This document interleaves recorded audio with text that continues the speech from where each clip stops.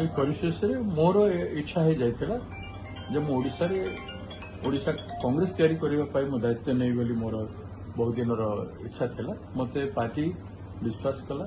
ମୋର ନେତା ଶ୍ରୀଯୁକ୍ତ ରାହୁଲ ଗାନ୍ଧୀଜୀ ଏବଂ ଶ୍ରୀମତୀ ସୋନିଆ ଗାନ୍ଧୀଜୀଙ୍କର ଅଟଳ ବିଶ୍ୱାସ ଏବଂ ଶ୍ରୀଯୁକ୍ତ ଖର୍ଗେଜୀଙ୍କର ମୋ ପ୍ରତି ବିଶ୍ୱାସ ପାଇଁ ଆଜି ଏ ନିଷ୍ପତ୍ତି ହେଇଛି।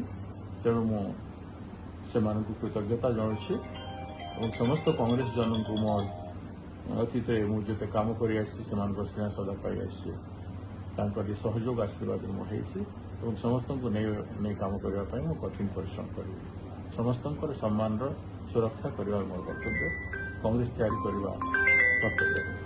ଆପଣ ନିଶ୍ଚିତ ଭାବରେ ଗୋଟେ ବଡ଼ ଚ୍ୟାଲେଞ୍ଜ ହେବ, ଯେହେତୁ ବିଜେପି ସରକାର ଅଛି, ସେଣ୍ଟର ବି ବିଜେପି ସରକାର ଓ ଓଡ଼ିଶାରେ ବିଜେପି ସରକାର, ଆପଣଙ୍କୁ ନିଶ୍ଚିତ ଗୋଟେ ବଡ଼ ଚ୍ୟାଲେଞ୍ଜ ହେବ।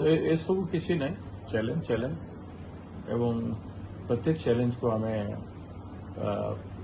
ବିଚାର କରିକି ଆମେ ଉଚିତ ପଦକ୍ଷେପ କରିବୁ। ଗାନ୍ଧୀବାଦୀ ଚରିତ୍ରରେ ଶାନ୍ତିମୟ ହିସାବରେ ଅହିଂସାତ୍ମକ ବିଚାରଧାରାକୁ ଧରିକି ବ୍ୟାପକ ସଂଗଠନାତ୍ମକ କାର୍ଯ୍ୟକ୍ରମ ହେବ। ପ୍ରତ୍ୟେକ ନେରେଟିଭକୁ ନେଇକି ଇସ୍ୟୁକୁ ନେଇକି ଏବଂ ଆସନ୍ତା ଦିନରେ କଂଗ୍ରେସ ତିଆରି କରିବ।